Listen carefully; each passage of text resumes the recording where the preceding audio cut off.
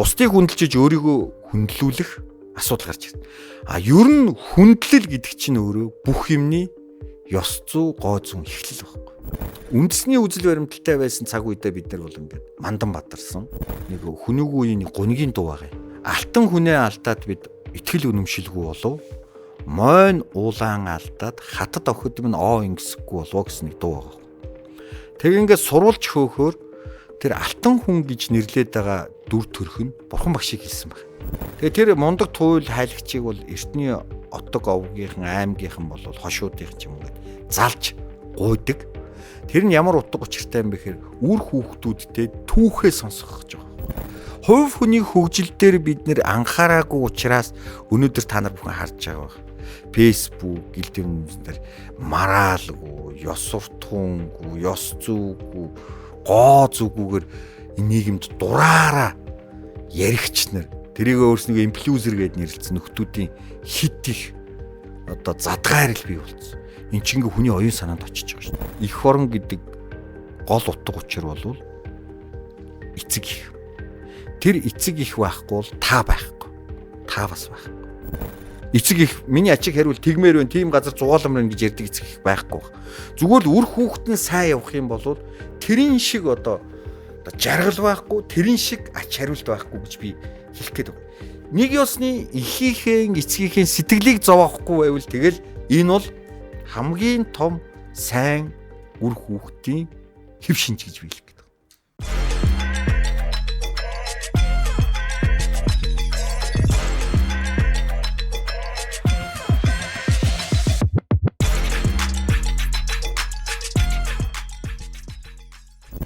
За түрүүн одоо ингэ ярьлаа шүү дээ.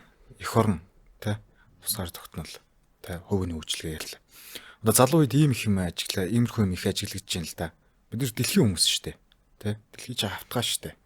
Бид нар одоо заавал тэр монгол бичгээр бичиж шаардлага байна уу тий? Монгол бичиг мэдээд шаардлага байна уу? Нэг бол нөө наадам мэтэрхэл тий. Ер нь одоо энэ дээр та ямар сэтгэлтэй байдаг вэ? Энэ одоо үндэсний аюулгүй байдал тусгаар тогтнол яригдах зүйл мөн үү? Асуудал мөн үү? За жишээ нь бид нар ингэж ярьлаа шүү дээ. Монгол хүн хэн байх вэ? Үндэсний үзэл, баримтлал, үзэл санаа гэх тий. Тэгээ бидний чи ингэж цаг үе чи ингээл хөгжөөл байгаа байхгүй юу? Гэхдээ би түрүү ингээд соёл олсон юм а гээдэг гэдэг шүү дээ. Хэрэггүй юм а гэдэг. Гэвэл одоо ингээд бид өнөө цагт монгол хүн монголоороо үлдэх, монгол оюун санааны сэтгэлгээг чухалчлах тухай аюу бодох хэрэгтэй байна. Тэр монгол сэтгэлгээ гэдэг чинь өөрөө хаана байдаг юм бэ гэхээр бидний энэ хэлэнд байгаа.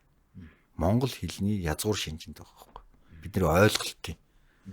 Тийм учраас энэ монгол хэлийг бид нар ингэж энэ яруу тунгалаг монгол хэлийг төгс сайн эзэмшихийн төлөө байх хэрэгтэй.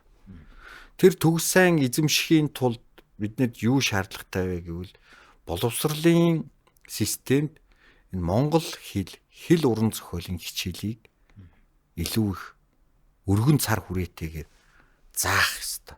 Нэгэсний монгол хэлэндээ дурлах, монгол хэлээрээ бахархах, монгол хэлээрээ дамжуулж ертөнцийг таньж мэдэх гэсэн энэ ойлголтууд дээр их анхаарах ёстой. За энэ өөрөө боловсролын системийн тэг холбоотой ажил байвал за зарим тохиол заавал боловсрол эзэмших юм эзэмшихгүй тухайс ярьж байгаа тийм ээ. Гэвэл би яаж өөрийгөө би дахиад монгол хүн гэж мэдэх юм бэ гэж. Өөрөөрөө би бахарах, өөрөө л үндэстний ихтнэрээ бахархахын тулд биднэрт нэг юм би хэллээ ш түрүү нэг хамгийн анх хүүнэгдэл үед нэг олзоолоход нэг хүмүүс сэтгэл хөдлөө баярлж байгаа. Тэр нэг баяр наадам гэдэг юм баг. Тухайн үндэстэн юунд баярлдаг юм бэ гэж. Энэ нь болохоор одоогоос одоо хүмүүгийн үеэс үүссэн гэж зарим эрдэмтэд ярьж байна. 93 наадам буюу бидний одоо ганц жилдээ 365 хоногт ганц удаа тэмдэглэдэг наадам байхгүй. Энэ наадмаа бид нар хэр их цааш нь хөгжүүлж, дэлгэрүүлж, баяжуулж байна гэдэг аюул чухал байхгүй. Энэ өөрөө биднийг монгол хүн гэдгийг 365 хоногт нэг удаа хийж байгаа вакцин байхгүй. Тэгээд тэр вакциныг жил болгон хийхгүй бол горгүй нэ дээ. Дэлхийн ингээ глобалчлах маягийн юм явагдаад байна шүү дээ. Соёлын солилцоо маш их хурдтай байгаа энэ цаг үед бол дахиад дараа жил дахиад та монгол хүн шүү. Та бол энэ газар шороон дээр бид тэгдэг. Бид бол нүүдэлчин биш ээ. Бид хизээч нүгээг. Бидний өвгдөөц энэ газар шороонд 3000 жилийн өмнө ч байсан, одоо ч байгаа. Цаашдаач байх. Бидний онцлог бол жилийн дөрвөн улиралтай. Эндэн дурааран амьдардаг, тэндэн амьдралаа зохицуулдаг, цуслан, намаржаа, өвөлжөө, хаваржаа гэсэн ийм сэлгэлт хийж хөдөлгөөнт амьдралыг бий болгож ирсэн. Нөгөө талдаар байгалийн шинжлэх ухаанд бид нар бол маш их одоо сайн судалсан. Тэгэл нэг өхөр мөрхийг сонсоол инкэн бороо орхон юу гэж хараацаа доогуур нисгээр маргааш нар их халахынж тэнгэрийн хаяа улаахыг хараад халуун дулаан өдр болох чинь ингээд бид чинь ингээд байглаас өвгдөөцүү чинь ингээд шинжээд хэрхэн амьдрах, хэрхэн сэрэмжлэх асуудлуудаа ингээд шийдсэн байна. Энэ өөрөө юунд шингэж байна вэ гэхээр л энэ бидний энэ баяр наадам дээр байна. За баяр наадам бол мэдээж тухайн цаг үедээ бол ингэж үсэж байгаа шүү дээ. Хүнүүгийн тэмдэглэлд байхаар хүнүүчүүдэр хятадын нэг эрдэмтний тэмдэглэлд байгаа. Хүнүүчүүд их актер юм аа. 3 настайдаа морь унд сураад 5 настайдаа ном харуул сурж ийн гэж. За тэгэхээр энэ нэг 3 настай хүүхэд ингээд морь унаад сурцсан гэдэг. За тэгэхээр одоо нэг наадмар тэгээд байгаа шүү дээ. Хүүхдийг өста золиослоо морь унгаж баясгалаа гэд. Эн чинь саяхан үүссэн юм биш үү? Бүр үн ертнээс ахуусаа дамжаад морио унаад сурцсан. Тэгээд хурдан морь. Нөгөө тал дээр энэ морь чинь өөрөө хурдтай байна гэдэг чинь тэр морьныхоо тэр цэрэг дайныхаа батлан хамгаалахаа асуудалд анхаарал хандуулж ин гэсэн үг шүү дээ. Ахуу хэрэглээндээ ингээд морьны шанцыг сорьдог. Тэгээ одоо дэлхийд Монгол морь шиг тийм шанцтай морь байхгүй, төвчээртэй. Тэгэл дэлхийн 2 дугаар дайнд өгөхөдөр морьны тухай олон тэмдэглэлүүд биш Монгол морьны тэсвэр төвчээр чадлын тухай. За энэ бол одоо ингээд ирсэн байж. Нөгөө тал дээр хурд хүчний тухай асуудал яригдж байна. Нөгөө тал дээр бүх гэж байна. Тэгээ байнгын цэрэг дайны цэрэг татаад хугацаагүй цэрэгт байх ч одоо хэцүү үстэй. Тэгэхээр тэрийг бэлтгэлтэй байлгахын тулд энэ наадмаар дамжуулж бэлтгэлийг хангаж шít. Наадам болноо. Ер нь Монгол эр хүн бүхэн л баярлагдах тийм юутэй. Тэгээ хүүгээ бас бүх болчоор дотроо яг баярлдаг. Тэр чинь ингээд үн ертнээс бидний тархинд суудсан код байхгүй юу? Тэгээ тэр төрүүлсэн бөхөөр ингээ бахархдаг, төрүүлсэн бөхөө дэмцснээр өөрийнхөө барьж чадлыг дүүцүүлж ойлгодог. Доогоор бол одоо хямрал ундаага тооцдог. За тэр нь өөрөө хөгжлийнхөө явцад бүх нь өөрөө өв тээлт болоо явцсан. Тэгээ тэр мих ухаан зарах, тооцоолох. Жишээ нь та бүхэн бодож байгаа байх.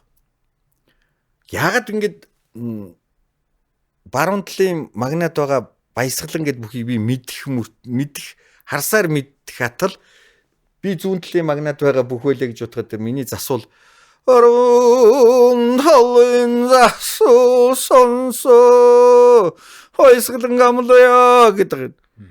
Яг үндэ бол мэдчихэж байгаа шүү. Түл яах гэж юм.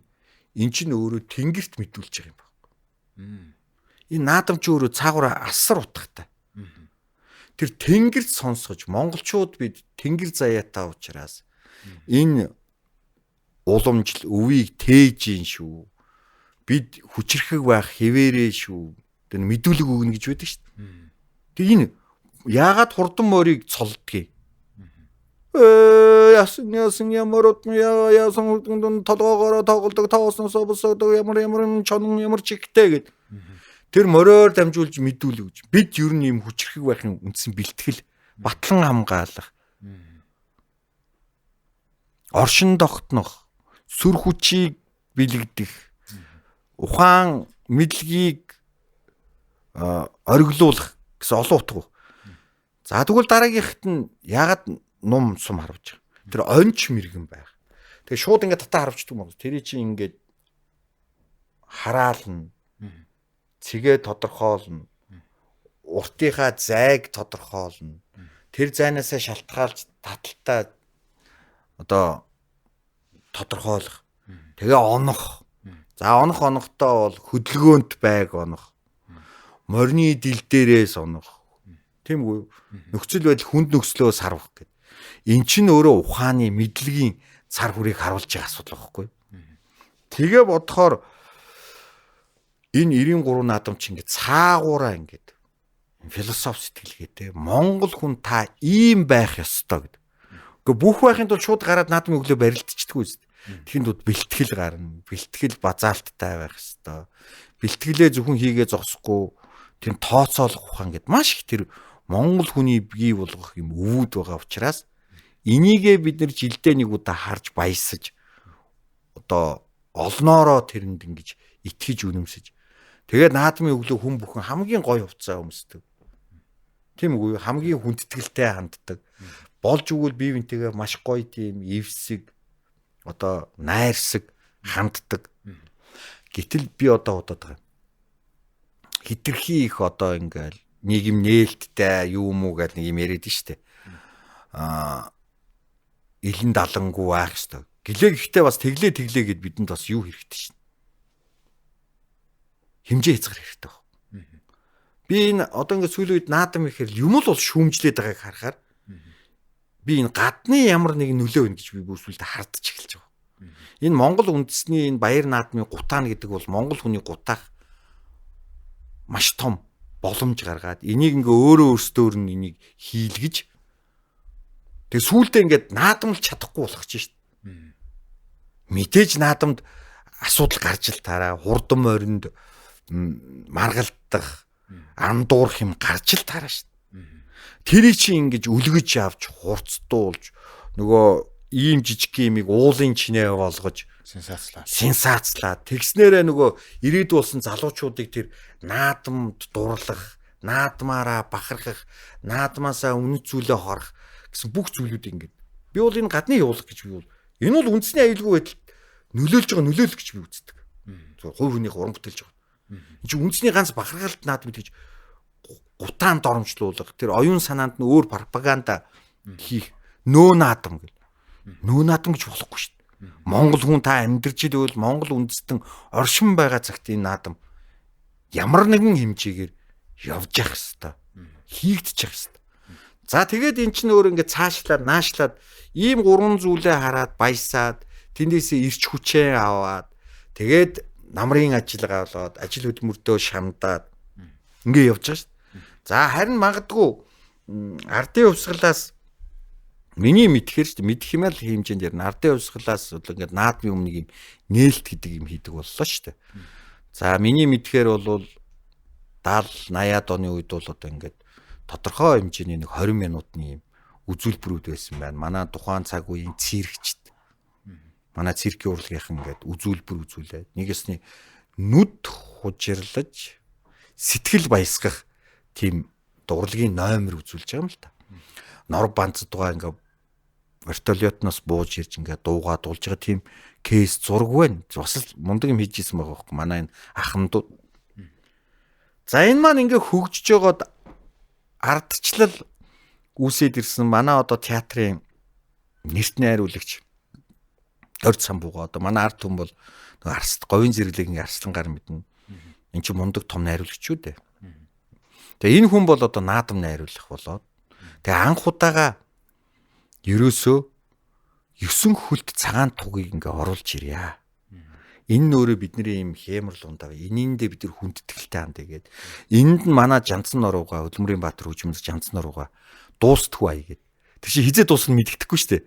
Ингээд тактаар дуусгачвал ингээд адуу малтай явж байгаа учраас айгүй хэцүү тэрийг тооцоолох. Тийм учраас дуустдаггүй ая зөхөөгөөд ямар ч гэсэн үйлдэл нь дуусгаад тэр ая ингээд дуус боломж өгөхий. Ийм гоё юмыг сонгож Жанцсан нурууга зөхиож явах чинь. Энэ бол одоо бас гайхамшиг. Тэгээд Орд самбууга энийг яаж бодож олвоо гэхээр мэдээжээр бол нуус товчон дээр бол одоо цагаан сүлд бол байсан, хар сүлд бол байсан. Гэхдээ 9 байсныг нь бол мэдэхгүй. Ямар ч тач тухай таргуудаа хамаг юм аваа явахад өөлөн ээж Тэмүүжин хүүмэн сүлдээ нь л авч үлдгэж ганцхан л даалгавар өгж байгаа шүү дээ. Тэгэхээр нэг байсан байгаа байх нэ тийм ээ. Тэр өвгдээдсийн Хабуул хаанаас ахуулаа тэр өвгдээдсийн сүүлийн амьсгал шингэсэн гэдэг чинь сүүлийн үг шүү дээ. Тэр хаан сүлийнхээ үгнийг захиас үг хэлж байна да. Үргэлж санд сидж явах тэр үгийг хэлсэн унгасыг одоо тэр цагаан сүлдэнд хийж байгаа. Тэгээд тэр нь сүнслэг буюу амьтай болж байгаа жишээ нь. Тэгээд тэрийгээ ингээд харах бүхэндээ өгдөөцөө санаж ийн гэсэн үг шүү дээ. За тэрийг ингээд юус болохын тэр төрийн сойрхолд соёлын гавьцанд Дармын Батбаяр багшийн хөхөлтэй хүүгийн үлгэр гэдэг жүжигийг хийхдээ 9 хөлт тугийг гаргасан байдаг. За би өөрийнхөө гаргалаа гэж. Тэгээ тэндээс юу н ингэж шүтж ирж исэн гэдгийг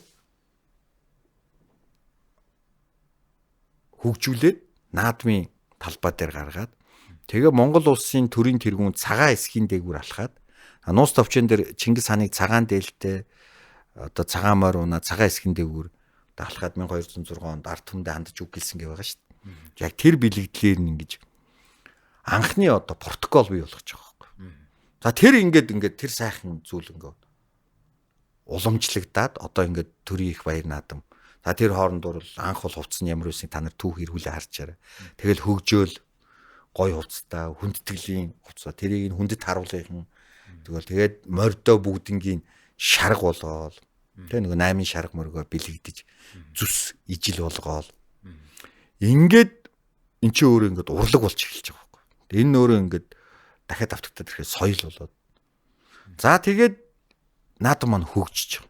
За тэгэл тэрнээс чи хойш ингээд 20 минут байсан юм 30 минут л бол. Тэгээ одоо ингээд цаг 20 минут нээлт хийдэг болчихлоо шүү дээ. Нэг ёсны үзэх юмтай, нүд хүч ярих юмтай. За ингэсний дараа бол одоо ингээд нэгийн даваа эхлээд одоо үндсэн баяр наадмын маань үйл ажиллагаа явуулдаг. За тэрийг дагсан олон худалдаа 8. За шагаа харваа гэж сүүлийн он жилүүд хийдэг болж байна. Ингээ баяжигдаал ингээд. За тэгээ оройн шоу мов хийдэг болж байна. Залуучуудаа зориулаад дуулж хуурдаг баяжцэн гэх юм. Энд чинь уул ингээд энийг өшин дэмж тэрнээс хүн юм бичиж болно л доо. Шүүмж бичгийн тулд эн чинь форматтай байдаг. Судлал шүүмжлэж. Зүгээр сэтгэл бичих хоёр чинь тустай. Ихийг мэддэг гэж өөрийгөө бодж ивэл бас их сурвалжтай юм бичиж яах хэрэгтэй. Хин нэгний гутахаас ил. Бас тэгээд тэрийгэ бичгээсээ өмнө өөрийгөө чи өөрөө та өөрөө юу хийсэн бэ гэдгийг эхлээд асуух хэрэгтэй. Бусдад үг хэлэх гэж байгаа бол бусдад юм түгээх гэж байгаа бол нөгөө тал дээр энэ наадам чи ингээ олон найруулагч нарын хүчээр ингээд оюун санаагаа чилээснээр ингээл 2006 онд ингээд Чингис хааны одоо том тэрэг оруулж ирж ирсэн шүү дээ. Талбай дээр ингээд үхэр тэргийг нь жоохон багасгаад гин чи өөрөө ингээл түгийнхээ онцгой өв сурвалжуудыг ингээл таниулаад л яваад байгаа юм шүү дээ. За тэгээд тулганы гал асаадаг болсон. За энэ бол одоо монгол хүний зүрхэндх гал, сэтгэлдэх галыг бадраах. Монгол хүн бол гал голомтоо шүтдэг. Гал голомтой ариун байлгадаг бэлэгдэл бол одоо ингээд протоколны болоо тогтцлоо. За би 100 жилийн 101 жилийн короногийн дараа хийж исэн. Тэгэхэд одоо Монгол улсын ерөнхийлөгч Ухнагийн хөрөлсөх зарлиг гаргасан. Чингис хааны иш хөргийг айл бүхэн хоймортой, албан тасалгаа бүхэн хоймортой залъя. Их хааныхаа энэ ариун их философи сэтгэлгээ сургаалыг бид харах бүрийдээ санаж сэрж одоо шүтж явъя гэж. За тэгэхээр тухайн үндэсний шүтээ юу байх вэ гэхээр одоо эндээс гарч ирж шít. Тэр их хааныхаа зураг хөргийг дээдлэн оюун санаагийн шүтэн гэсэн лог гарч ирж байгаа. Тэрнээс биш одоо хааны зургийн өмнө ингээд бууз тавиад зул асаах гэдэг чинь бас их мухар байгааз. Би Чингис хааны тэр оюун санааг л шүтэх хэрэгтэй болж байна. Яаж тэр 13 дугаар зуунд дэлхийн 1 номерыг улс болгож чадсан юм бэ? Нэгт гэж энийг л бид нар хайж олж тунгааж өнөө цагт яаж хийх тухай бодох хэрэгтэй байна. За ингээд тэр иш хөргийг наадмын талбай залтлах процесс хийлээ. Хичнээн гоё эзэнтэй юм шиг харагдаж байна. За ингээд наадам бүхэнд чинь найруулагч хүн шин нэмийг л түгэх гэж оролддог байхгүй. Таньж мэдүүлэх гэж. Жишээ нь одоо ингээд чи бараг асуух бах надаас би хариулчих. Өнгөрсөн жилийн наадам дээр намайг тэр нэг тооноор дугуй хийлээ гэд нэг юм шүүмж тагсан. Би тэрэнд чинь шал өөр юм таниулах гэж байгаа байхгүй. Подкастын ивент итгэгчээр Чанбун торго брэнд болон Хаттын ойл брэндүүд хамтран ажиллаж байна. Чанбун торго брендийн хувьд бол бүх төрлийн торго давуу бүс барааг хаач явахгүй хямд үнээр санал болгодгоор давуу талтай бөгөөд Хаттын ойл брендийн хувьд бол бүх төрлийн бэлэн хувцас дээл цамцыг чанартай материалаар хамгийн хямд үнээр бас санал болгодог юм байгаа шүү. Хэрвээ та дэлгэрэнгүй мэдээлэл авахыг хүсвэл подкастын description хэсэг болон Чанбун торго Хаттын ойл брэндүүдийн албан ёсны пэйж хуудасаас нь авах боломжтой. Эртний монголчуудын гэр тэрэгний гэрийн хөгжлийн тухай манай эрдэмтэд ном гаргацсан байж. Сайзма гэдэг түүний ном байна. Бас энэ гэр чинь бол анхтай бол гэр тэрэг гэдэг чинь маш хурдан тэрэг өөрөө гэр болох энэ нөхцөлийг л ард түмэнд харуулах гэсэн байна. Нэг ёсны тооноор дугуй хийх биш. Дугуйгаар тоон хийх энэ конструктыг яриад байгаа. Яагаад гэвэл бид нар талын нүүдэлчин монголчууд. Бороо уур, байгалийн үзэгдэлтэй. Тэгээ талд будгийн би логикийг танарт хэлээ л дээ. Яагаад талын монголчууд гэхээр талд будг юм л ийм харааны одоо хараацтай байх газар. Яагаад гэвэл эртний монголчууд маш их сонор сэрэмжтэй байсан. Дайсан ирэм үү, ямар нэг араатан амтан дайрах үед маш хурдан хамгаалт юм уу сөрөг довтлогоо байдаг. Тэгээд тэрний үүдэн дээр энэ чи гэрийг ингээ буулвал маш их цаг гарна шүү дээ. Тэхийн тулд гэр нь өөрөө тэрэг болчдөг. Тэрэг нь өөрөө за энд буудлын энэ маш их аятайхан газар байна, уул устай газар байна гэдээ буухад тэрэг нь өөрөө гяс гэр болчдөг. Ийм одоо зураглал бүхий одоо их уран сэтгэмжтэй ард түмэн байсан юм а гэдгийг л тэр наадам дээр харуулах гэж оролдож байгаа. Тэрнээс биш ямар амтны нь одоо юугээрээ тооноороо дугуй хийж сэтгэнэ гэж байхгүй шүү дээ. Тийм малан хүн гэж юм байхгүй. Тэрэн дээр ингэж одоо ингэж акцент тавьж нэг ёсны нэг хин нэг доромжилж байвал бах нь хангадаг нэг хүмүүс байна. А нөгөө тал миний түрүүн үндэсний аюулгүй байдал нэг нөлөөлдөг хүмүүс байна. Энэ наадмын гутаач, доромжилч. Залуучуудад нь бүр ингэж үл тоогдох нөхцөлийг бүрдүүлчих гэсэн хүмүүс байгаа байхгүй. Тэгээ тэрийг ингэж сайтар харах юм бол одоо бичлэг ингэ харах юм бол тэнт чи ингээ тэр тэрэг чи ингээ явж чад гэр болоод тэр гэр дотроос тэр хүү ээжийг миний түрүүний хэлдэг их орон бол ээж юм а гэдэг тэр ээжийг ганган машин суулгасангүй чадна л та монгол хүн.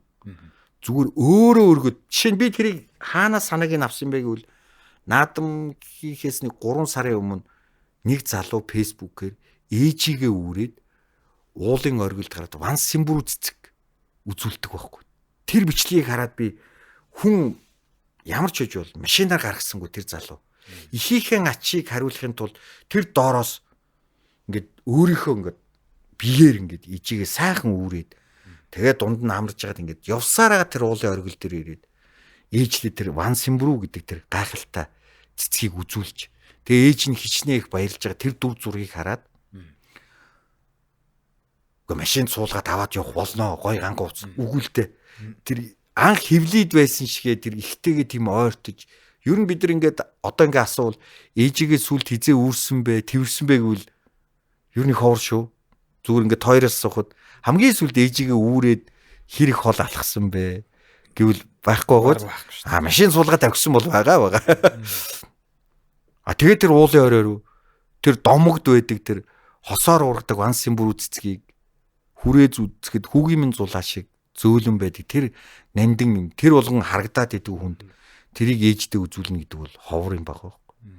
А тэрийг бэлэгдэж тэр хүү тэр гэрээс ээжигээ үрээд гаргаад тэгээ ээжийн тухай дуу яваад ард түмний хамгийн сайн мэдэх алган дээрээ бөмбөрүүлсэн айлын хооронд үрсэн энэ хүн бүхэн мэднэ.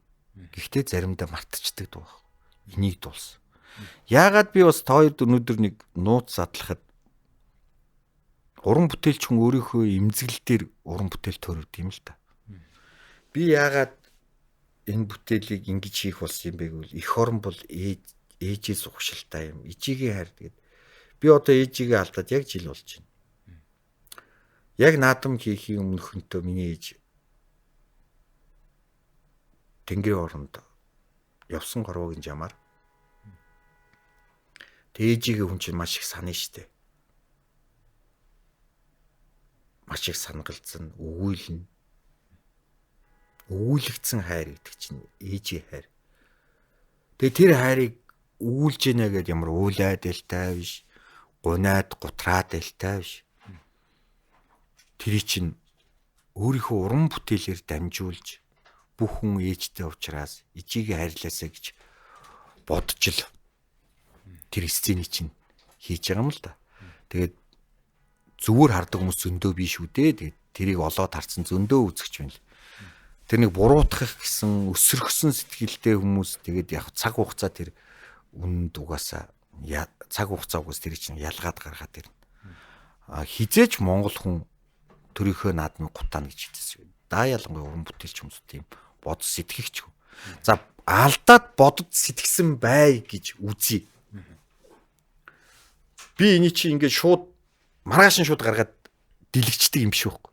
Эний чи өмнө ингээд 7 сарын 4-нд бүх урлагийн байгууллагын мэрэгчлэлтэнгүүд ирж үзэж хяндаг. Хэрвээ алдаа байвал Наранбаатар навчаа тэр чин тийм байна, эн чин ийм байна. Заавар зөвлөгөөгд. Дараа нь 7 сарын 8-нд бүх төрийн өндөрлөг одоо төрийн 3 том өндөрлөгөөс бусад хариуцсан бүх том эрх мэдэлтэнгүүд чинь ирж үзээд бас алдаа оноог нь хилдэг. Хоёр дахь шүүж байгааз. Гуравт нь эний чинь ард нь зөвлөхүүд гэж байна. Дандаа биднээс хитийдсэн ард түмэндээ хүлээн зөвшөөрөгдсөн эрдэмтэн мэрэгд байгаа. Одоо би зүгээр энд шулуухан хэлэхэд одоо угсаатан судлаараа тэргүүн хүн Дулан багш маань сая Хөдөлмөрийн Баатар авдаг. Хөдөлмөрийн Баатар хүчмийн зохиол Жандсан нур байна. Ардын жүжигч Найдан дөрж байна, найруулагч. Төрийн сойрхол түүх судлаач Үлзийбаатар байна. Зураг техник тал дээр нь гумгаас өгөх гээд Монгол Улсын урлагийн гавьс ийм олон одоо мундаг эзэмсэн мэрэгжилтэй салбартаа үнэлэгч ийм усуудын ард чинь зөвлөж байгаа шүү дээ. Тэгэхээр алдаа байсан бол тэр хүмүүс чи хилчин үстэй. Хүүе энийгээ засаа чи ингэхгүй бол эн чин тооноор дугуй хийчлээ гэж хэлнэ шүү дээ. Тэд нар чи мэдчихэж байгаа шүү дээ чин. Дугуйгаар тоон хийж байгаа учраас энэ одоо зүйлийг тань мэдүүлж зөвшөөрсөн. Тэгэл тэр наадмын өмнө одоо хүндэт зочдын өмнө, ард түмний өмнө өнгөрсөн жил чинь манайх одоо гадны том зочинтой байлаа. Японы эзэн хаан ирсэн. Ингээ үзүүлж байгаа шээ. Ийм одоо шатараалтай хийдэг имийг зүгээр л нэг Наранбаатар ингээ дураараа маргааш өглөө гаргаад тавьж байгаа юм шиг хийж ойлгуулж ард түмэнд буруу ташаа ойлголтоор нүдэж.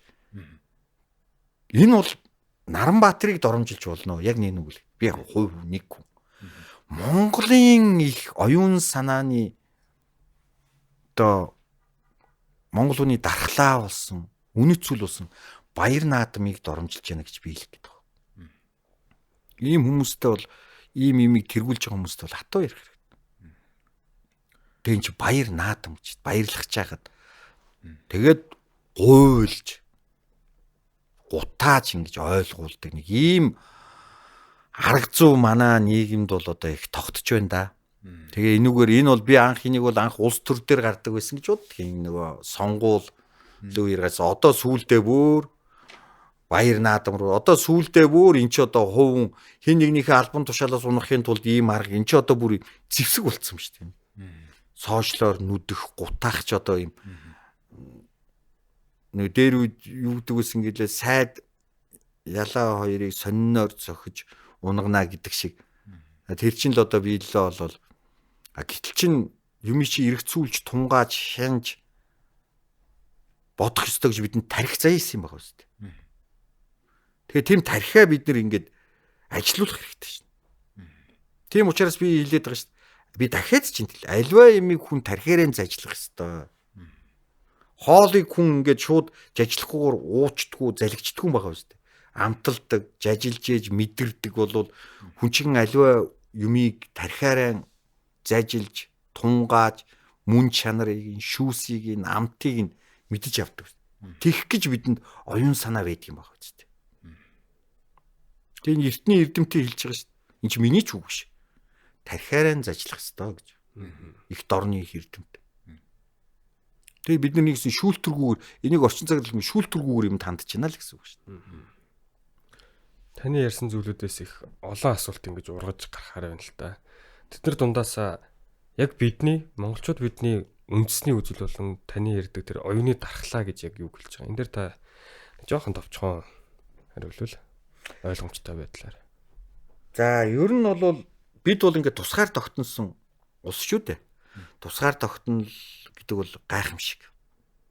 Одоо дэндвийн бүрд орж ийн тусгаар тогтнол чамааг би тун хоглон зарлж байна гэж гайхалтай яруу найраг байна. Нэгдүгürt бид нэр өөрийн гэсэн газар шороотой байх хэрэгтэй хамгийн түрүү. Хил хязгаарын тусгаар тогтнол гэж. Одоо бол бид нар нэг сая 500 м квадрат. Бүр дээр үедээ 5 сая метр квадраттай байсан ч байх гэж. За энэ бол бидний эзэмшил буюу амьтанд хүртлээ биш шүү дээ. Одоо ингээд чоонч гэдэг юм уу? Барж арслан ч ингээд очиж шээгээд байгаа шүү дээ. Тэр чинь хил хязгаараа ингээд тогтоогод байгаа. Ийшээ өөр одоо арслангийн сүрэг орохгүй шүү. Энэ бол миний эзэмшил газар гэ. Амьтанд хүртэл тэр одоо дадал зүн бэлгэн вэ шүү дээ. Одоо нохоо хүртэл хийж байгаа үстэй ингээд хашаагаар нэг хүн намжаа гарахаар уцаад байна гэж. Энэ манай газар шүү гэд. Манай газар чи дураараа явлаа гэдэг байгаа шүү дээ. За энэ бол хил хязгаарын тусгаар тогтнол гэж. За бид нар хил хязгаарын тус өөрийн гэсэн газар нутагтай тэрийг хамгаалах, батлан хамгаалах яамтай хилийн застав хил дархан хилийг мандаг эрд цэргийн үүрэгтэй. За энэ маань юу гэж. Тэгтээ бас энэ дээр бид нар үргэлжил хараа хяналтаа загас мэт нүдээ завчихгүйгээр манжих хэвээр.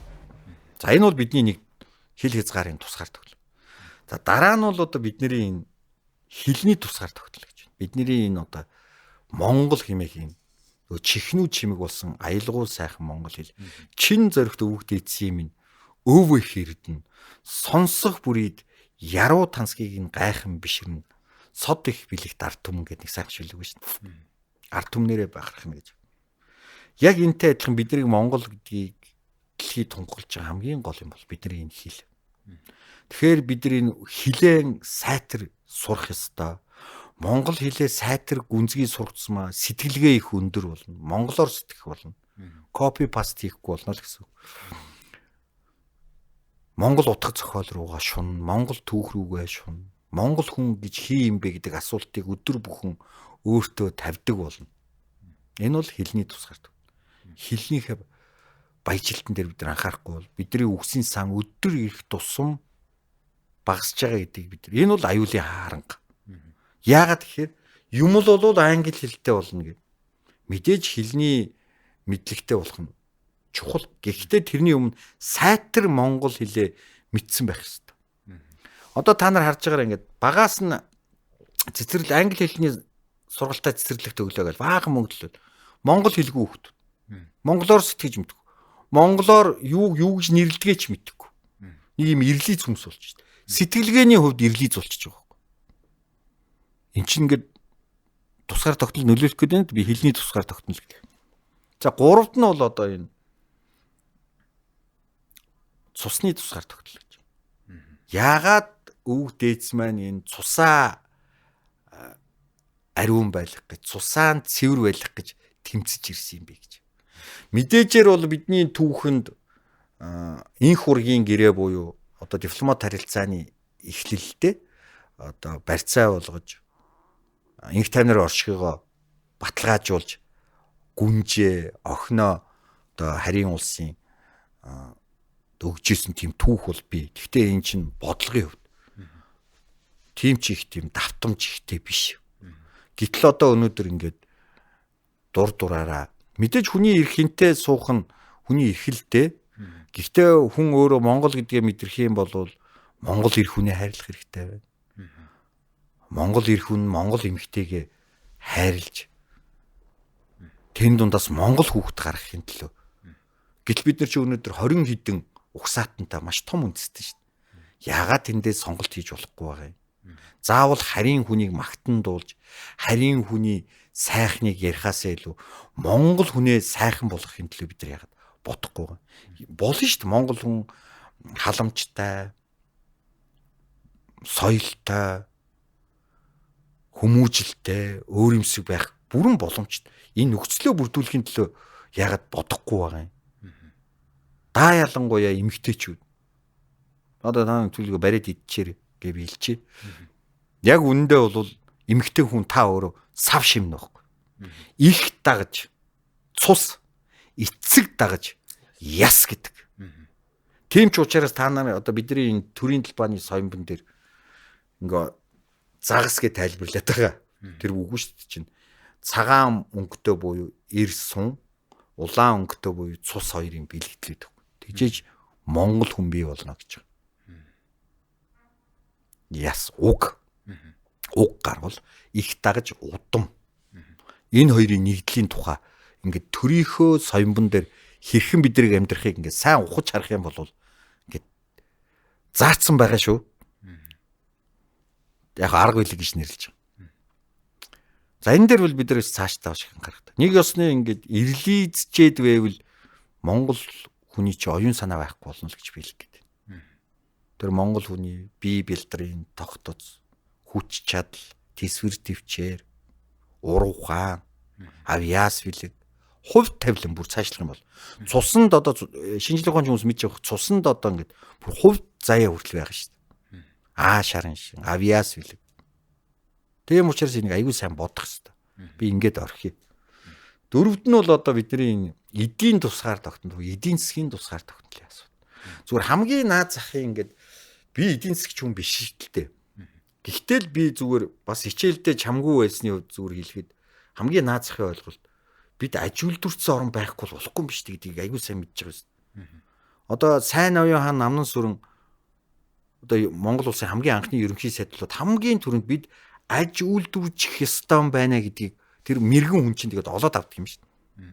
Тэгээд тэр гаргасан гаргалгааг нь хоож үйдээгээд бид нэр социализм үе гэж нэрлээд байгаа тэр нийгэмд болоод өнгөрснийг буруутгаал гэдэг нэг сонио хүмүүс. Тэр чи болоод өнгөрсөн юм. Гэхдээ тэндээс юуг бид нар олж харах вэ? Маш сайн аж үйлдвэрчсэн шүү дээ. Ажлын байр бэлэн бол. Бид одоо ингээ хар. Хамгийн түрүүнд бидний эрчим хүчний асуудал. Чи яагаар эрчим хүчний асуудлыг өөрсдөө хангад. Одоо баруун 5 аймагчийн гаднаас хойноос тогоо тийм мөнгө чинь тийшээ гараа явчих. Оюу толгой гэдэг энэ том үйлдвэр дэлхийд томд орж байгаа үйлдвэрийн чинь цахилгааныг оюу толгойхон урдаас авчих шин. Тэр их маш их одоо цахилгаан хэрэгжилж байгаа шин. Тэрний төлөөсийг Гэхдээ яагаад бид өөрснөө станц бариад тэр мөнгөө өөрснөө тэр оюу толгоогоос аваад баруун 5 аймгаа өөрснөө хангаад өөрснийхөө мөнгө маань гадагшаа гарахгүй дотроо хэрэглэдэг гэсэн үг шүү дээ. Зүгээр наазах энгийнээр. Гэхдээ энэ чинь эдийн засгийн тусгаар тогтнолтой шууд холбоотой шүү дээ. Гэхдээ өөрснөө ингэ. Тэгээ бид нар ямар нүүрс гаднаас авах биш. Өөрснөө нүүрсний баялагтай орн нэргээ гаргаад ядаж нэг нүүрсний станц, тэгээд дараа нь салхин станц, тэгээд усан станц гэдэг мөнгө энийг яга хийж чаддгүй. Өнгөрийн өргөн сонголттой, үе хоожтой үлдээх чанартай, үн үртэг багч үлэмжийн тансаг торго дурдан таны хүлээж байна. Бид танд бүх төрлийн торго, давуу, хүүхэд хөгшдийн, эрчүүдийн, бүсгүйчүүдийн дээл хүрм зэргийг хаанч байхгүй хямдун өргөн сонголттойгоор санал болгож байна. Ирээд ав. Өмсөд үз, хүрээд шалга. Чанар хямдун хоёр хаан байна гэвэл энд байна. Манай хаяг модны хоёрын хойд уулзуур буюу Төв гандагийн баруун хойд талд Чандман торго нэрийн доор үйл ажиллагаагаа явуулж байна. Чандман торго. Ярээлээдэг ирэл. Гэхдээ наазахын нефтний үйлдвэрг одоо ингээд би бас тэрэнд бас баярлалаа лээ. Одоо Дорногов төрөгж байгаа. Нефтний үйлдвэр ингээд 27 28 он гэхэд өөрснөө одоо тэр мэдээгээр гарч илээ шүү дээ. Евро 95 зэрэглэлийн одоо чанар бүхий бензинтэй бол эн чинь маш том. Гаднаас бид нэг ингээ бензин авдаг. Тэрийг нэг нөхөр компани зуучилж авчирдаг, дээр нь нэмдэг, дамалдаг, хомсдолд оруулдаг, тоглоом шиг бензинээ зарахгүй гайл улс төржөөл ямар ч санаатай арт түмнэр наадаал хэдэн мянгаар шүнжэнгөөр оочрлуулаад тоглоом юм уу бид нэр? Юм уу бизнесмен? Гэхдээ бид нар өөрсдөө тийм үйлдвэртэй болчих юм бол ийм юунд хомсдолд орохгүй шин. Мэдээж хямдхан болно. Ард түмний амьдрал ямар байгаа вэ? Энэ унах унаага хямдхан бензинээр яваад ивэл бас өчнөө мөнгө бензин зарж байгаа шин. Гэхдээ эндээс чи ингээл харахад эдийн засгийн тусгаар тогтнолын асуудал бид өөрсдөө хангаж чадж гэнэ үү гэдэг. Тусгаар тогтнож чадж гэнэ үү гэдэг асуудал. Шууд хамаарал бүхий болчиход байгаа. Гэтэл бид нар өнөөдөр оймсоо үйлдвэрлэж гэнэ үү? Бандашаа үйлдвэрлэж гэнэ үү? Өөрөө өөрснийгөө хангаж чадж байна. Ингээд зүгээр хотоо ингээ харахад хэр их бид нар газар тариалангаа зөв эрхэлж байна. Хэр их мал аж ахуйгаа хэрхэн хөгжүүлж байна. Ингээл ингээ бодох хэрэгтэй байна. Гэтэл бидний ихэнх юм маань юм сервис маягийн юм биш. Дандаа үйлчилгээ. Худалдаа үйлчилгээ. Ер нь худалдаа үйлчилгээ чинь маш их хөгжингөө орнод байх хэрэгтэй. Гэтэл бид нар өөрсдөө нэг ч үл дандаа тэрэн дээр юм нэмж дамлах ийм процесс явж байна. Та нар мэдэх болоогүй болов. Би өөрөө нэг социализмын нийгмийн үлдэгдэл юм болохоор дээр үед чинь дамын 8-чин гэдэг хүнийг яг муу нэртэй байл шүү дээ. Аливаа имийг дамал зардаг. Нэг ёсны чиний хийсэн имийг би нэг үн тохирж аваад өөрөө ямар ч хөдөлмөргүйгээр тэрэн дээр өртөг нэмээд мөнгө нэмээд үнтэйгээр зарж байгаа. Энийг чинь дамлаж зарах буюу дамдаа гэсэн үг шүү дээ. Ийм хүнийг үздэггүй байсан шүү дээ. Муу дамын 8-чин гэж. Панцчин гэж. Панз үсрэгэн гэж. Нэргүй байсан байгаа. Одоо энэ чинь аягүй гоё нэртэй болчихсон. Бизнес юм. Хүн өөрөө үйлдвэрлээ. Тэрийгэ бусдад зараа түгэх ёстой шүү дээ. Энэний тод жишээ бол саяны миний ярьсан кейсүүд дээр байгаа биз. Тэгэхээр энэ эдийн засгийн тусгаар тогтнол гэдэг чинь өөрөө маш чухал юм байна. Гэхдээ дор хаяжил зүгээр та нар бод. Дэлхийд байхгүй банкны хүүтэй шүү дээ. Иймхэн цалин баг мөртлөө яаж энэ зүгээр та хоёр залуу хүн. Одоо та нарын хамгийн нэн тэрний хэрэгцээнийг байр оронтой болох шүү дээ. Шууд худалдаа тавь асар өндөр үнэтэй байр чинь. Тэгээд тэрийг цалингаараа төлөе гэвэл насаараа төлнө. Тэгээд насаараа төлж жогоод төлөлт чинь дуусаад за одоо л нэг сэтгэл амар амьдрыг ихэд 60 байна. Нэр шүү. Бодд байлтай. Тэгээд тэрийг ипотекийн зээл гэсэн. Ипотекийн зээл нь тийм ч бас амар болтохгүй. Бөөн асуудал болж олддог. Банкны хүүн асар өндөр. Бизнес эрхэлж болдгоо. Болвол шат чинь. Тэгснээ хүмүүсийн хөдөлмөрөөр бизнес эрхэлгээд яриад идэг. Яаж ийм өндөр хүүтэй мөнгөөр эн чинь одоо говсек гэдэг одоо мундаг зохиол биш шүү дээ. Мөнгө хүлэгчийн тухай. Тэр феодализмын нийгмийн үед байсан тийм мөнгө хүлэгч нарын тухай шүүмжилсэн зохиолыг уншдаг юм уу? Яг тийм одоо нэг бэрд мэд байж одоо энэ банкныхан чинь ханцтай мэдгүй.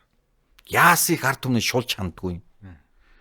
Тэр ядарсан нэг гэр бүлийн мөнгөөр хүүлж тэгээд ихэнх хүмүүс одоо манай урлагийнхан донд кино хийх гэж нэгээл хөрхөн байр орон сууцаа банкнд тавиал банк ус санхүү тавиал тэгэл нөгөө заримдаа кино ч бас тааж мэдхгүй шатна бүх хүнийг үзнэ гэж тооцож чадахгүй шүү дээ. Тэгэл тэр байраа алдчих. Хүүнд нь алдчих шин. Энэ ч өөрөө имгэнэл мөн эдийн засгийн имгэнэл мөн шүү дээ. Даа ялангуяа залуучуудад өнөөдөр амьдрах нөхцөл болцсон байхгүй болцсон. Бүх юм ингээд нээлттэй юм шиг мөртлөө асар хаалттай, асар харгис байгаа байхгүй. Яаж энэ дунд энэ залуучууд амьдрах юм бэ? Гүж хүүгүй мөнгө өгөх ёстой шүү дээ. Залуучуудыг дэмжиж. Тэгжээ тэр залууч нь та нар бизнесээ эрхлэн, бизнес нь амжилттай болно, өсөн дивжин. Гор хоронны төлөө амьдрдаг юм хүний амьдрал чинь. Үгүй шүү дээ. Хүсэл мөрөөдөл эх орныхоо төлөө сайн сайхан бүхнийг хийх гэж хүн амьдарч байгаа шүү дээ. Энэ. За тэгээ одоо төгсгөлд нь бол одоо 5 дахь тусгаар төлөө бидний энэ оюуны тусгаар тогтнол. Оюуны тусгаар тогтнол гэдэг би хэлбэрхаан тайлбарлая гэвэл оюуны дархлаа. Ямар ч пропаганда орж ирж исэн тэрэнд хамгаалттай байж. Нөгөө миний төрөний хэлдэг эрх зүйлдэг, тунгаадаг, үнэн худлыг нь шалгадаг. Энэ чадвар шүү дээ. Бүр хамгийн наацх. Шууд үнэмшдэггүй. Ямар ч мэдээллийн юм орж ирж болно. Тэрэнд үнэн худлыг шалгачдаг, их сурулж ийн мэддэг. Мөн чанар энэ тийм ингээл үнэмшдэг. Босцоо игэл босч. Ерөөсөө ингээд орчин тойрондоо юм анализ хийгдүү, дүгнэлт хийдүү. Тэгээд тэр оюун санаа гэдэг чинь өөрөө бидний оршин байх. Би ингэж бодохгүй. Аливаа үндэсний оюун санааны тусгаар тогтнолыг байхгүй болчоор зэвсэгч хэрэггүй. Буу муу хэрэггүй. Зүгээр л мэдээл пропагандаар ингээл байхгүй бол. Тэгэхээр эндээс ямар дүр зураг харагдаж байна гэвэл дээр үдээс манкурт бол буюу манкурт бол гэдэг чинь ингэж байгаа шүү дээ. Ингээд хоньны нэхийгээр ингээд тархийн ороочгоор энэ үс чинь нэвтэлж чадахгүй болчихж байгаа байхгүй. Тэгээ буцаагаад тархи руугаа ургаж байгаа. Тэгээ тархи руугаад энэ бор давхрыг энэ оюун санаа тархи чи ингээ идчихэж байгаа. Тэгээ тэнд ганцхан сүлийн код л хэрэгтэй. Малал эсвэл чи тариалангийн газар ажилладаг нэг юм юу өгч байна. Команд өгч байна. Тэгэл тэр командэр энийг манкуртизм гэж. Нэг ёсны ямар ч оюун санаагүй зомби. Одоо зомби болоход дөхөөд тийш штэ бид нэр. Яг гэвэл бидний оюун санаа ингээд тогтцсон ойлголт алга юм. Бат бүх юумар салхи орж ирж байсан үгүй ээ. Гэх тийм. Одоо нэг юм оюун санаа чи юм цул юм хөдөлшгүй юм хэрэм байх хэвээр. Тэр хэрэм чи одоо байхгүй болгож байна. Тэр хэрмийг бий болгоход саяны миний ярьдаг юм. Энд юу чухал вэ? Урлаг соёл байхгүй. Урлагийн бүтээлүүд өөрөө тэр үндэсний үзэл санааг тунхагладаг. Зүгээр жишээ нь би ингэж хэлье. Бид нар болж өгөхгүй ихнийхээ тухай ярих ёстой гэдэг. Гэхдээ энэ чи бас хэмжээ хязгаар хэрэгтэй. Одоо ингээд Улаанбаатарын гудамжаар явхад ийм үг байж хөл яах вэ та нар бодоо. Би их орондоо хайртай. Миний их орон хамгийн сайхан. Миний Улаанбаатар хамгийн сайхан. Би өөрийнхөө хоттой хайртай гэж. Ийм үгийг өглөө бүхэн та бүхэн ажилдаа явж байхдаа харж ивэл сэтгэлгээ ондоо болно шүү дээ. Өөр юм зүсэх байх, хайрлах тийм байхгүй. Дандаа л болж бүдэггүй хар өмхийрсэн өмхий утаатай утаан Улаанбаатар гэдэг хахаар хүний оюун санаа яаж сэргэж ийм гой сайхныг бодох юм бэ? Бодохгүй болчих. Ийм л юмыг ингээд би энийг бол гадны алдлаг гэж үз. Ийм хийдэг улсуудыг. Энд чинь хүн чинь би түрүү хэллээ шүү дээ. Гоо зүүн категорийн тухай ёс зүйн сайхан юмны тухай ерөөс өгүүлэхээ байчлаа шүү дээ. Сайхан юмны тухай дурсгаан байчлаа. Сайхан юмны тухай тунхаглахлахаан байчлаа шүү дээ. Тин чи сайхангүй улс юм уу хайшээ? Сайн юмгүй улс юм уу? Ийм л одоо юу ингээд хийж шүү дээ. Ингэж байгаа шүү дээ. Джон Перксийн ном байгаа. Нэгийг хулгайлахад хулгайчийн гар хангалттай гэж. Мянгаыг хулгайлахад үгсэн хуйлдах хэрэгтэй гэж. Тэр бумыг хулгайлахад хууль гаргуулах хэрэгтэй. Хуу хамахын тулд үдсэл суртал хэрэгтэй гэж. За одоо юу ойлгож байна? Одоо бид нар ямар нийгэмд амьдарч байна одоо харж байгаа шүү. Тэр үдсэл суртлын зэвсгээр бидний тархийг юучгүй угааж, турааж, хатангашуулж, зэрлэгшүүлж байгааг одоо бид нар анзаарч эхлэх хэрэгтэй байхгүй. Энэ өөрөө харагддаггүй зэвсэг шүү. Ингээд энэ нь байхгүй байхад мянган бие балдартай байгаад яах юм? Мянган эд баялаг одоо юутай байгаад энэ байхгүй бол тэгэл зомби шүү. Ийм улсыг амархан атхан үгүй хийн дуусгаж болж байгаа биз. Тийм учраас хамгийн чухал тусгаар тогтнол бол оюуны тусгаар тогтнол. Энд урлагийнхан бид нэр утга зохиолынхан бүгд энэ соёлыг түгээдэг, соёлыг тээдэг бүх хүмүүс аяхуусаа анхаарах цаг болсон.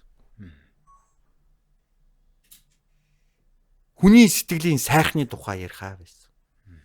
Дээрээс нь энэ буддийн шашны энэ нандин угтгуунуудыг түгээхгүй бол бас болохгүй. Одоо Нисванс гэдэг нэг 5 хор гэж яриад шүү дээ. Энд чинь ингээд нэг хорвоо ертөнцид нэг 84 мянган гин байгаа байхгүй юу? Ингээд тоолоод байвал их удаан байх. Мянгаыг тоолоход ам цуцсан шүү дээ. Тэрийг ингээд хураангуулад хамгийн ихнийх нь уур хилэн гэдэг зүйлээс бид ангижрах хэрэгтэй гэж. Одоо хардаа ингээд гудамжаар явж байгаа нэг машин хөл шагнаалдаал нөгөө п үсгээ хилээл элдвээр нь дуудаал энэ уур хилэн тгээ уурлаа гэд эцтэй өөрөө л хохирж байгааз. Одоо эд эсээрээ стресстэй л. Тэр уур хилэнгээс ангижрах хэрэгтэй. Чи юмд уужуу тайван хүлээж тандах хэрэгтэй. За дараа нь тэр одоо бидний нэг хамгийн адгийн юм шүү дээ. Шунал. Хэрэгцээнээс тавсан. Хэрэглээ гэж. Гэхдээ нэг хүн амьдрал нэг хідэн гутал өмсдөг байх чинь ингээ шкаваар дөрөн гутлын цуглуулга тавьчих хийзээч өмсөх юм. Энийг чи шунал гэдэг шин. Яг үнэндээ хүний амьдрал тийм ч хэрэглээ байхгүй. Сайхан дулаахан гэр идэх хоол өмсөх үз нь заавал брэнд байх албагүй. Цэвэрхэн байх хэрэгтэй. өөрт нь зохимжтой, бие дэвтэх. Тэгээ үр хүүхэд нь эрүүл сарвал өвчин эмгэггүй, элэг бүтэн байвал энийн шиг жаргалтай амьдрал хаана вэ? Тэгээ жаргалаа өөр юмнаас хайгаад. Мэдээ жаргалыг хүсэх чинь хүн өөрөө мөнөс юм уу? Гэтэл одоо ингээд энэ хоёр дахь шунал гэж. Гурав дахь нь манайхаа одоо энэ маш их атаа хорсолтой болсон. Дайсагналт. Юм бүхэнд дайсагна. Атаарх нь. Хорсон. Энэ амар одоо үлийн үр бүрддэг штэ бурхан минь. Тэр номыг уншихаар.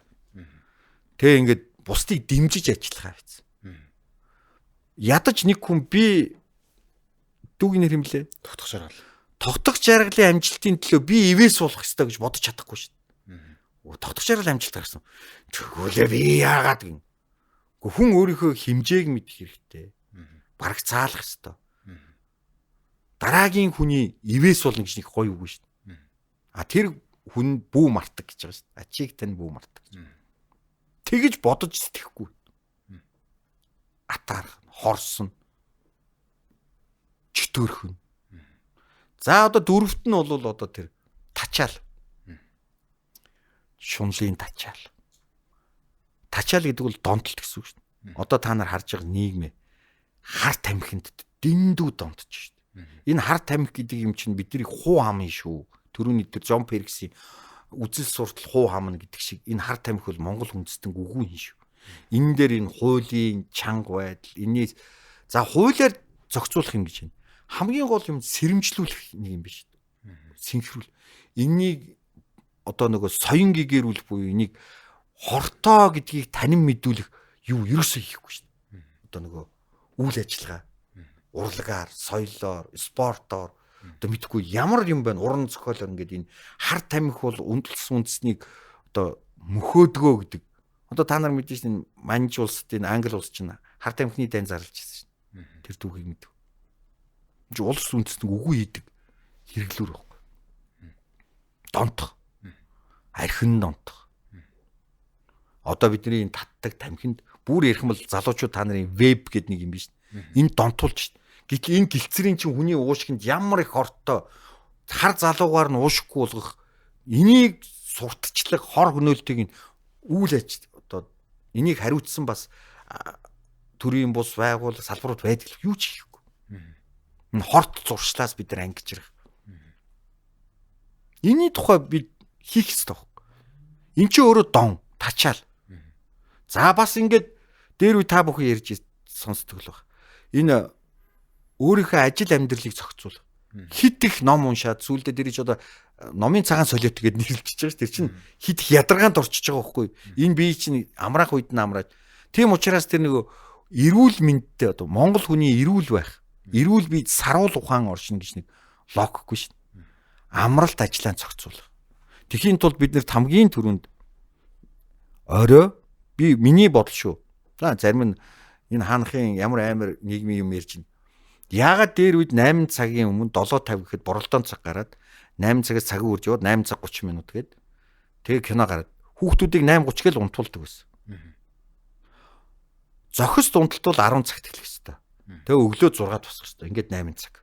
Хамгийн их гүн нойрыг сайн авдаг биеийн организм тэжээдэг цаг нь бол 11-ээс шөнийн 1 цагийн хооронд 23 цагаас.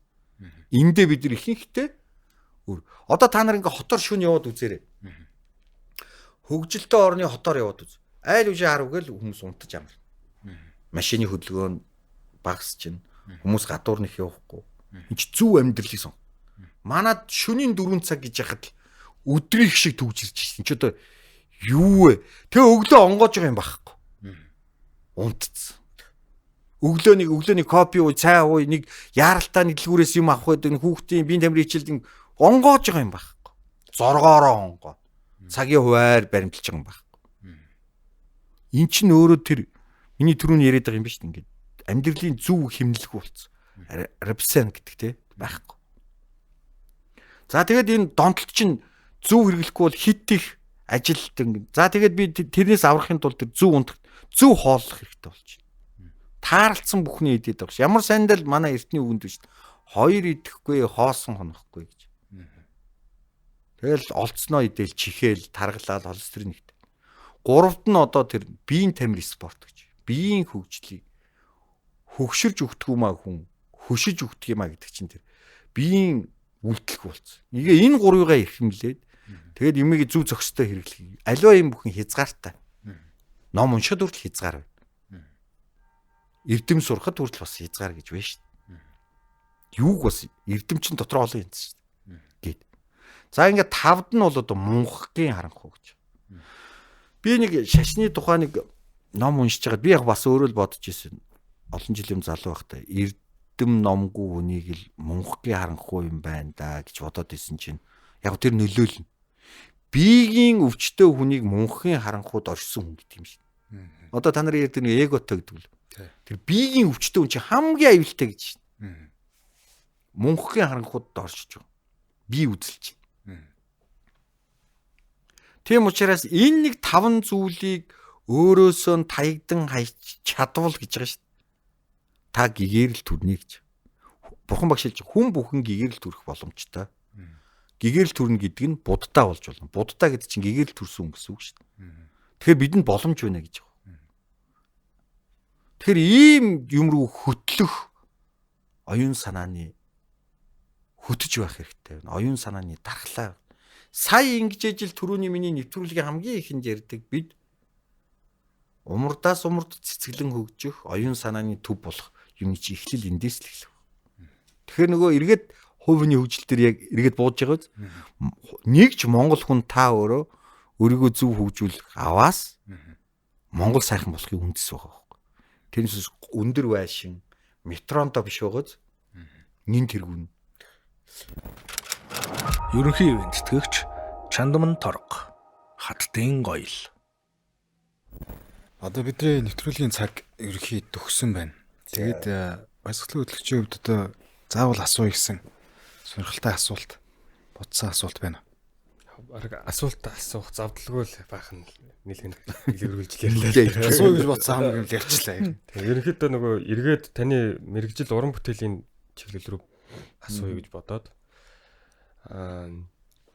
нэг юм зүйлийг уншиж байсан юм л да.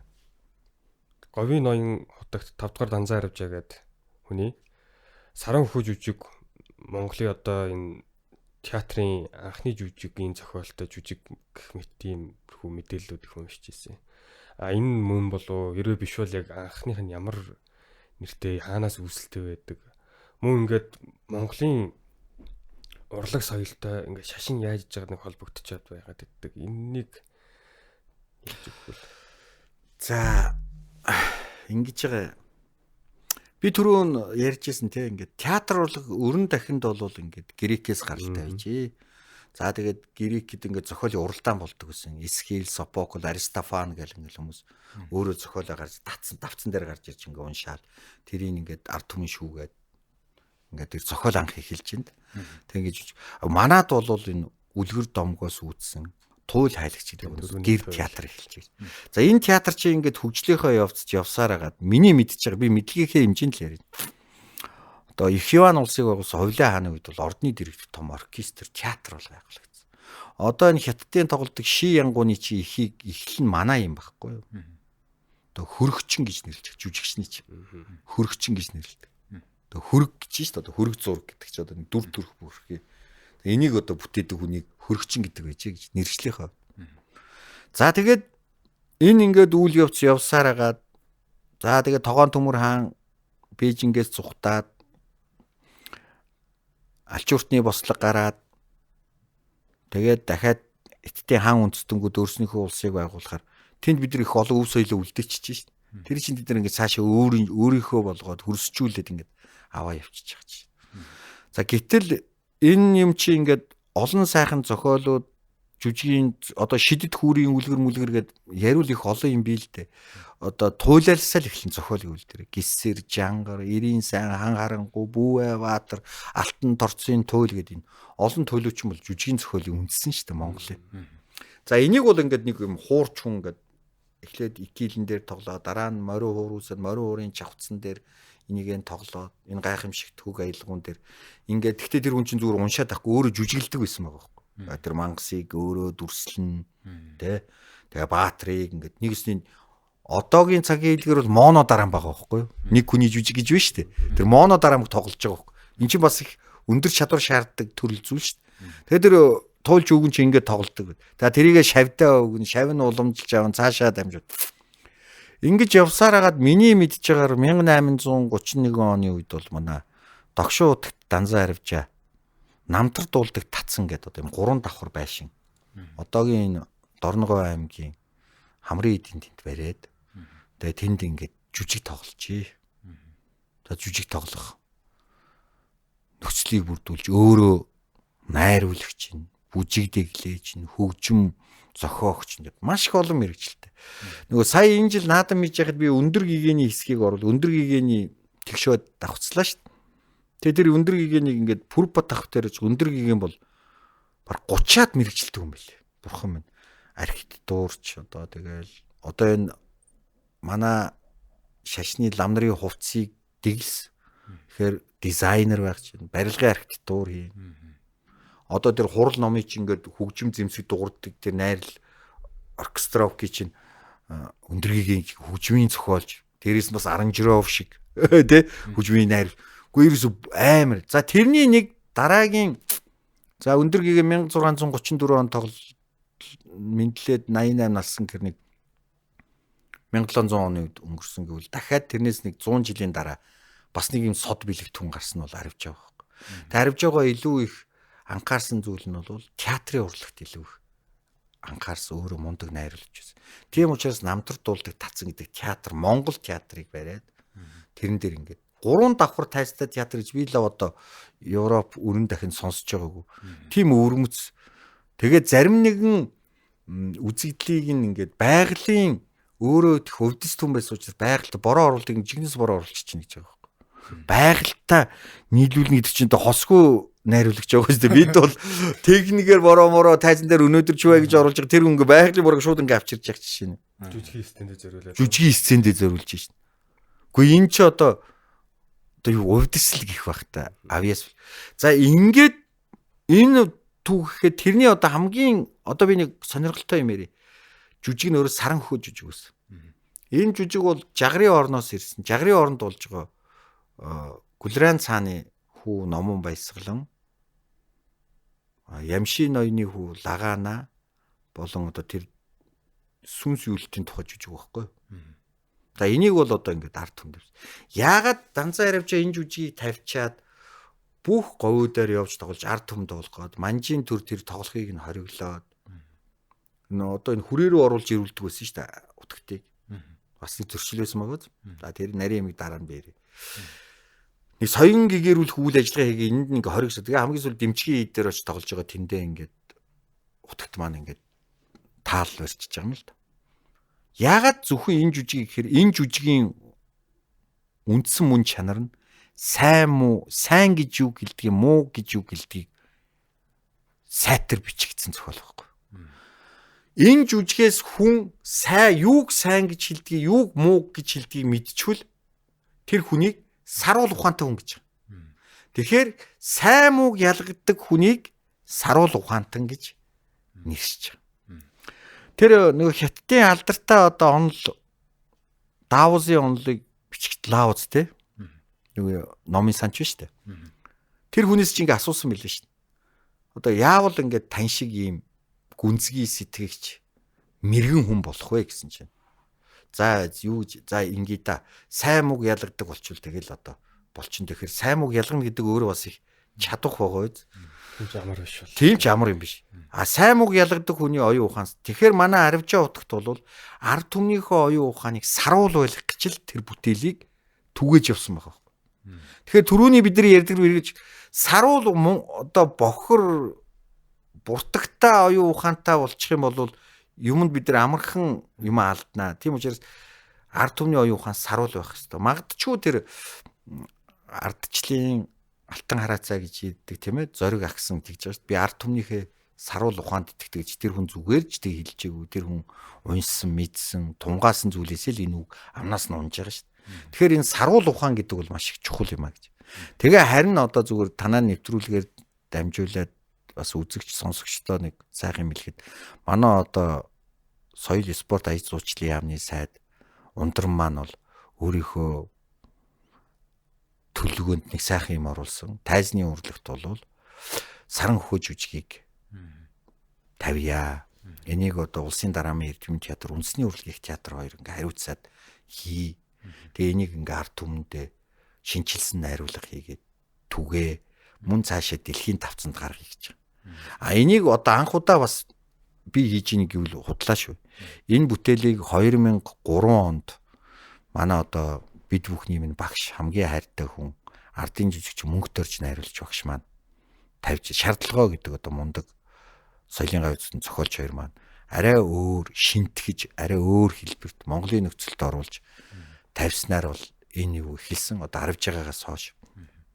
Тэгээ одоо 21-р зуунд бид бүхэн арай өөр төвшөнд залуучуудын бодож тунгаахад нийцэх үйс. Тэгтээ оюуных нь хөтөж байх зохицолгоогоор тэгээд дэлхийд бас энийг бас Монгол өв соёлоор чимэглэж Монгол оюун санаа философиг тунхаглаж энэ бүтээлийг хийнэ гэж одоо бид нар ажилдаа орсон. Энэ зохиолын эхний шинтгэлийн ажил одоо явж байна. Олон зохиолч нар сууж энийг Данзан Аривжигийн зохиолыг одоо янзалж хөгжүүлж. За энэ зохиол бэлэн болонго дараагийн шатныхаа ажилд орно. Тэгээд ирэх 2027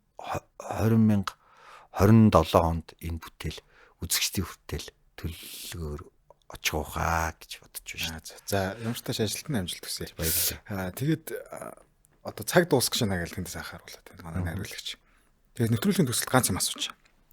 Одоо таны хий гэж боддог.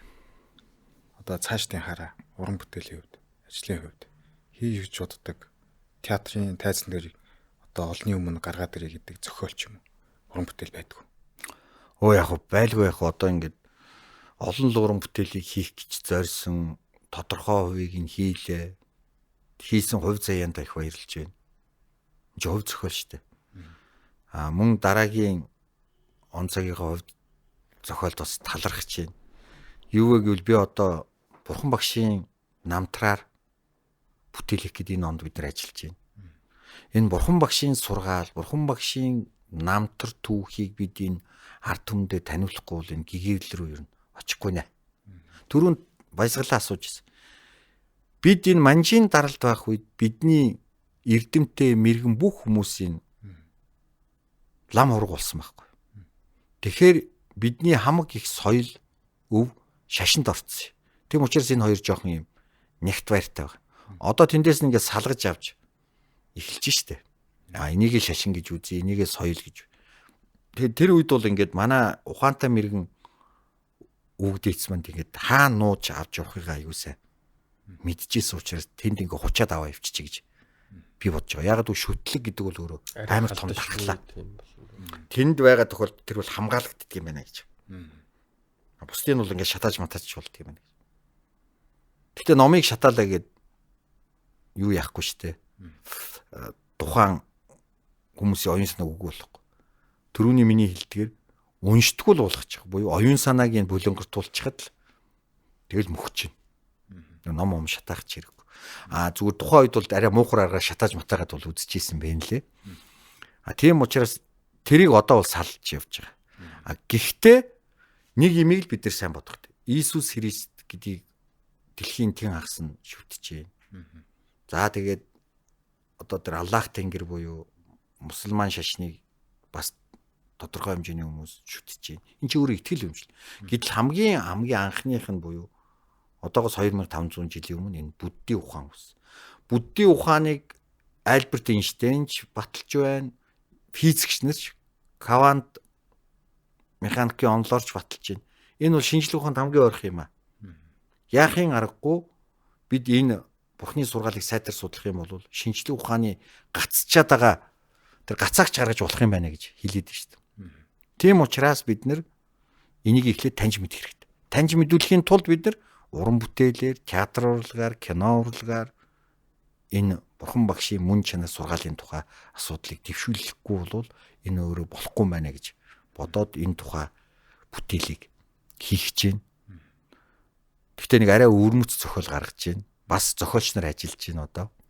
Манай одоо нэртэй богино өгүүлгийн мастер, богино өгүүлгийн хатан хаанч гэж хэлж бол манай Түнбаяр ихч байна. Илбэг заяа гэдэг энэ сүүлийн үеийн маш сайхан зохиолж байгаа залуу уран бүтээлч байна. За тэгээ Эренцэнгийн Бат сайхан гэдэг кино найруулагч байна.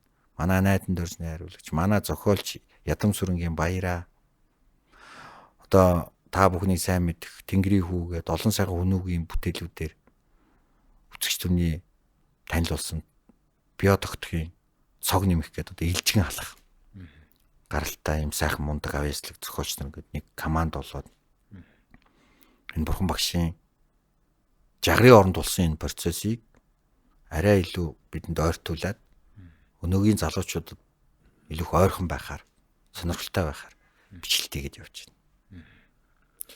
За бид бүхний урилгыг хүлээн авч алтан цагаа зарцуулж хүрэлцээрсэн танд баярлалаа. Тэгээд асуух зүйлс их байлаа тийм бүгдийг асууж чадсан. Ямартай ч цаг гаргаж ирсэн танд маш их баярлалаа. Үзэгч та бүхэн Элтгэн подкастын ээлжид нэгэн дугаарыг үзлээ, сонслоо. Бид бүхэн цаашдаа түүх шин соёлын талаар ярилцах болно. Бидэнтэй ойр байгаарай. Баярлалаа.